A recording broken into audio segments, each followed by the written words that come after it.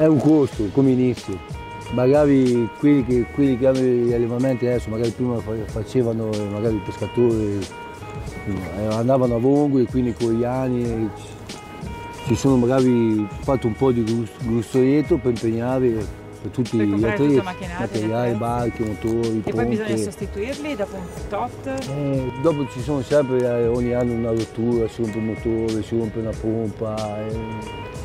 C'è sempre da fare, è una fortuna, sì, c'è sempre da fare, è anche una fortuna che la roba... Beh, diciamo che durante l'inverno si può fare questo soprattutto, no? Sì, d'inverno si può fare questo, magari ti arrangi, se sei magari capace a saldare, far magari mettere a posto qualcosa, ti sposti il motore, bisogna avere grinta, tenacia. Perché molti pensano magari sì, semino le vongole, le semino vado al bar. Non è così. Non è così.